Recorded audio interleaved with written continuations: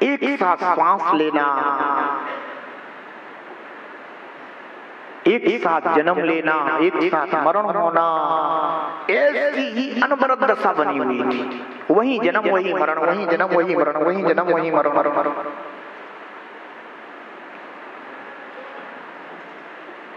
ऐसा करते करते कितना समय व्यतीत हो गया? अनंत काल। अपन कहते नारकी को बहुत दुख है। नारकी तो अधिकतम 33 सागर में के लिए ही नरक में जाता है, पर निगोद में जीव अनंत काल तक महादुख भोगता रहा, वही जन्म मरण करता रहा।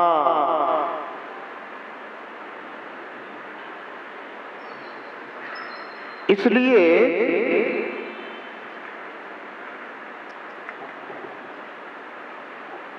आज अपन अगर निगोद से निकले हैं तो ये संसार के क्षणिक सुख जो बाधक हैं अपने मार्ग के, इनको भोगने के लिए नहीं निकले। निगोद से निर्वाण की यात्रा पर निकले।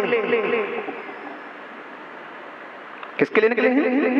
निगोद से निर्वाण की यात्रा, दुख से सुख की यात्रा पर निकले, या यूं कहें कि अनंत दुख से अनंत सुख की यात्रा पर निकले। और वह अनंत सुख की जो यात्रा है उसका प्रारंभ वो इसी मनुष्य पर्याय से होता है।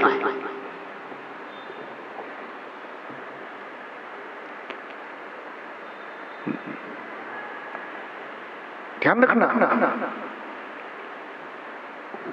निगोदिया जीव दो प्रकार के होते हैं, एक नित्य निगोदिया और दूसरे इतर निगोदिया जीव।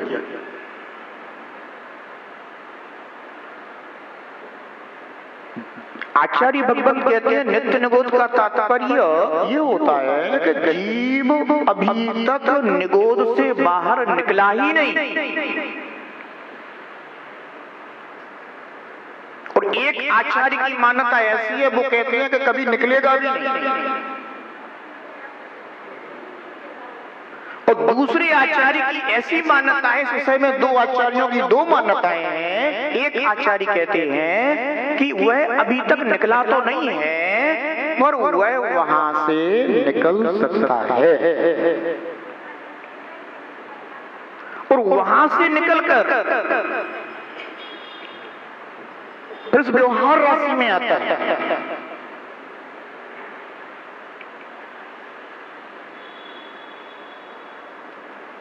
निगोद से निकलने के बाद इस स्थावर कायों में जन्म होता है। कहाँ? वनस्पति, जैसे पृथ्वी हो गया, जल हुआ, अग्नि, वायु, वनस्पति,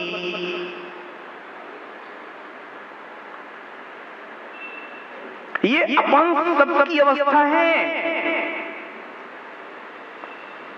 अतीत है। ये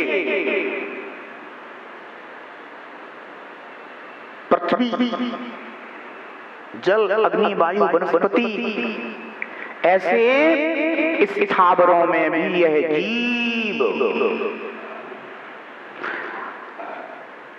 अनंत काल तक दुखी होता रहता है। अज्ञानी का ज्ञानी रहा है, ज्ञान तो होता नहीं इन पर्यायों में। बस यही है कसाय की मंदता से जीव का कुछ ऐसा कर्म बन जाता है कि वह आगामी पर्यायों में आ जाता है। तो ऐसे पृथ्वी काय आदि में इस जीव ने जन्म मरण किया, यहाँ के दुख भोगे। अब आप क्या समझते हैं जीवों के लिए कितनी वेदना होती है?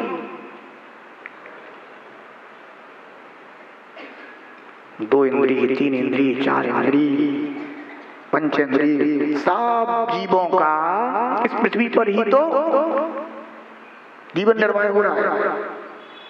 अगर तुम्हारे शरीर पर एक बिल्कुल छोटा सा जो एकदम से ऐसा देखने में भी ना आए, वो जीव अगर चलने लग जाए तो कैसा लगने लग जाता है?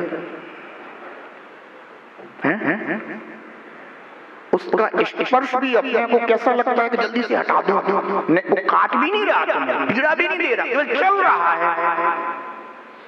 इतने मात्र में ऐसा लगता है कि जल्दी हटा दो, कौन चल रहा है। और पृथ्वी पर देखो कितने जीव चल रहे हैं। पृथ्वी को कितने जीवों ने अपना निवास बना रखा है।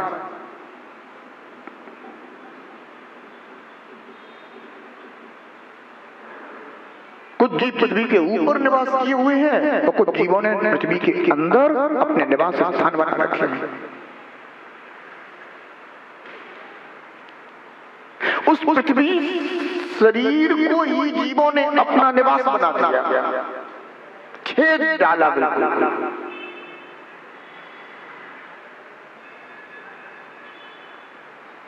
कितनी पीड़ा है। कोई भी कार्य करना है, अपन ने पृथ्वी को खोद दिया। आकृति को कितना दुख पहुंचा होगा। अपने को तो शरीर में अगर कोई थोड़ा सा कुछ भी कर दे तो चीख उठती, वो चीख नहीं सकता। कर्म फल चेतना है, कर्म के फलों का मात्र अनुभव कर सकता है। भोग रहा है, दुख कष्ट पीड़ा भोग रहा है। जल जीव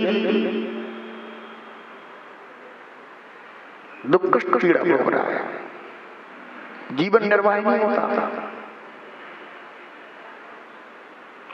ये जीव तो जीवन निर्वाह के साधन बने हुए हैं।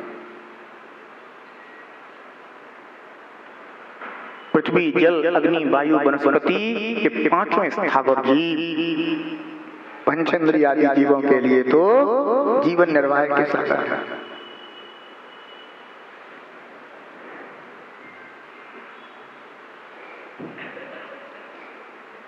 ऐसे कितने बार जीव ने इस अज्ञान पर्याय को प्राप्त करके महा दुख वेदना प्राप्त की है, और किसी और ने नहीं, अपन सब जीव इन अवस्थाओं को प्राप्त किया है। एक बार नहीं, अनेकों बार। आज भूल रहे हैं अपन। आज अपने को ये 5 इंद्रियां क्या मिल गई हैं, बाहर की दुनिया क्या दिखाई देने लगी है। इस बाहर की दुनिया में आसक्त हो गए, बस जी मिल जाए, और वो भी थोड़े समय के लिए। अन्यथा ये इंद्रियां ही नहीं थी कि तुम बाहर की दुनिया देख भी सको, जान भी सको। अपना सब तो कुछ नहीं, दूसरे जीवों के निर्वाह के साधन बने थे।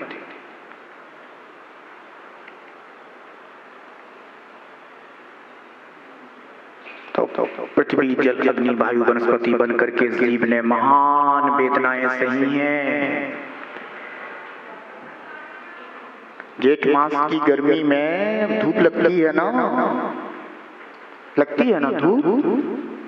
धूप लगती है। उस पृथ्वी से पूछो कि वो कैसे तप करेगी। वो जीव है, स्पर्श इंद्रिय है उसकी। अपन को भी वही स्पर्श से दुख हो रहा, और वही स्पर्श इंद्रिय से वो जीव दुखी हो रहा है। बचने का कोई उपाय नहीं। एक तो जेठ मास की ऐसी भीषण गर्मी, और ऊपर से अग्नि जलाती है। उन जीवों को दुख होता होगा ना।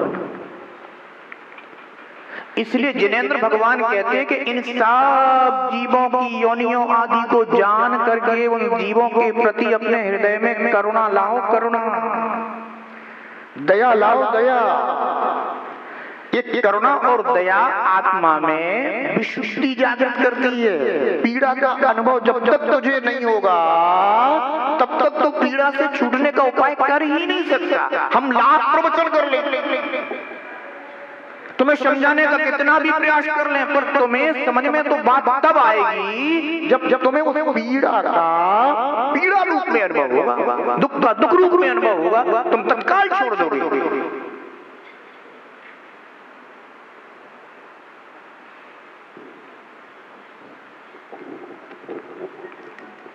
इसलिए आचार्य भगवान ने बोधि दुर्लभ भावना में इन सब योनियों का कथन किया कि ये सब कहानी सुन लो, जिससे कि परिणाम ऐसे बन जाए कि मुझे नहीं जाना अभी यहाँ, मैं तो वो उपाय करूंगा जिससे यहाँ ना जाना पड़े।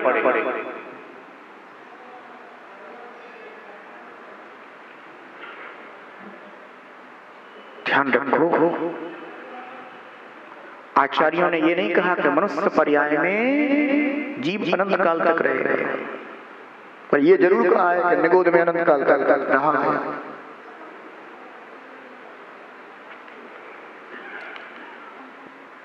फिर कुछ पुण्य योग जगा कि इस जीव को त्रस्त पर्याय की प्राप्ति हुई।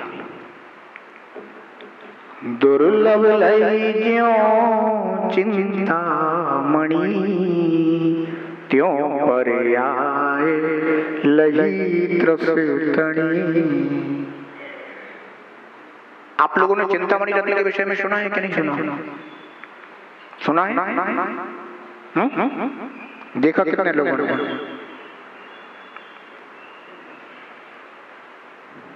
किसी को देखने में आया क्या? दुर्लभ।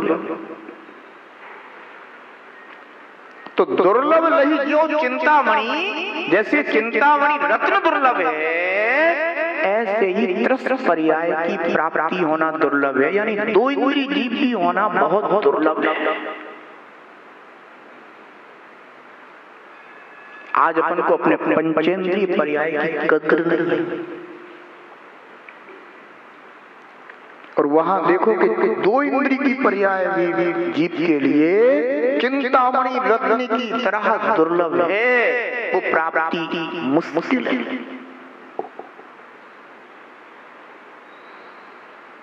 यह जीव सूक्ष्म एक इंद्रिय आदि में भटकते भटकते असंख्यात काल तक बादर सूक्ष्म आदि पर्यायों में जन्म मरण करते करते फिर दो इंद्रिय आदि त्रस्त की पर्याय को प्राप्त हुआ।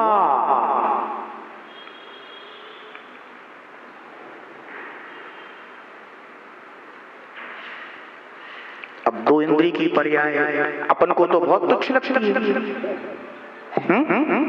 पर वो कितनी कठिनाई से प्राप्त हुई है ये अपने ज्ञान में नहीं आ पा रहा। सामान्य बात नहीं है दो इंद्रिय की पर्याय प्राप्त हो जाए,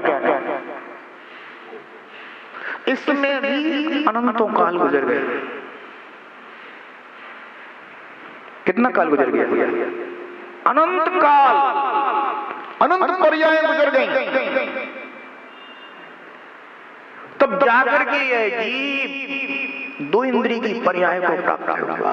अब दो इंद्रिय की पर्याय में कषाय की कुछ मंदता आदि का योग बन जाए तो तीन इंद्रिय आदि पर्याय को, और फिर कोई दो इंद्रिय की कोई एक ही तो पर्याय है नहीं कि दो इंद्रिय जीवों की कोई एक पर्याय होगी तो एक पर्याय प्राप्त करी, अब आगे तीसरी इंद्रिय तीन इंद्रिय की पर्याय प्राप्त हो जाएगा। न जाने कितने प्रकार के तो दो इंद्रिय की पर्याय हैं।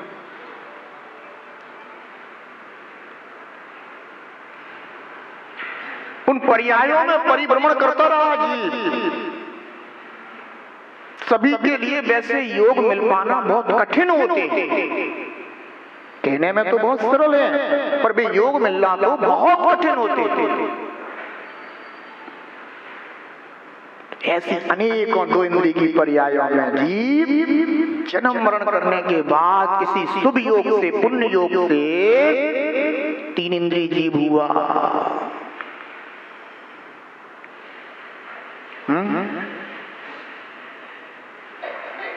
केंचुआ दो इंद्रिय जीव होता है। बरसात के दिनों में जरा विशेष रूप से दिखाई देने लग जाते हैं। और जब उस जिंदा केंचुए में चारों ओर से चींटियां लग जाती हैं, तब उसकी वेदना देखो कैसे तड़पता है वो। और अपन पंचेंद्री होकर के भी उस जीव की रक्षा नहीं कर पाता, बचा नहीं पाते। तब वो उन चींटियों के द्वारा अपन को एक चींटी अगर काट ले, सोचो तो कितना कष्ट करता है। सहन करने में सक्षम हो,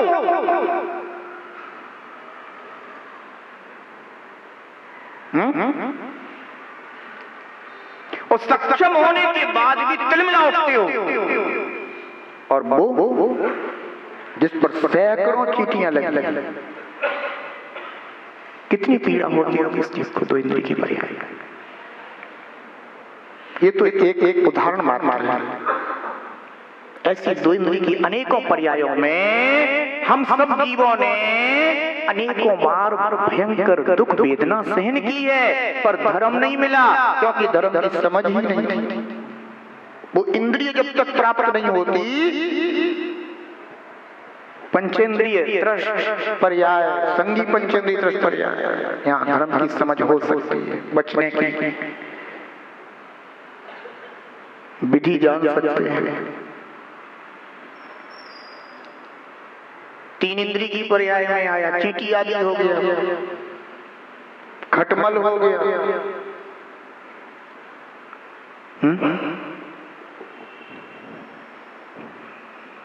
विचार कर लो, घर में चींटियां हो जाती, कितनी रक्षा कर पाते,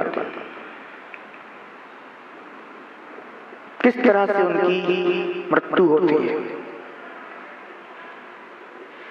खटमल आदि हो जाते हैं, उनसे बचने के लिए क्या क्या रास्ते निकाल देते हो, कैसे उन जीवों की बराबरी होती है।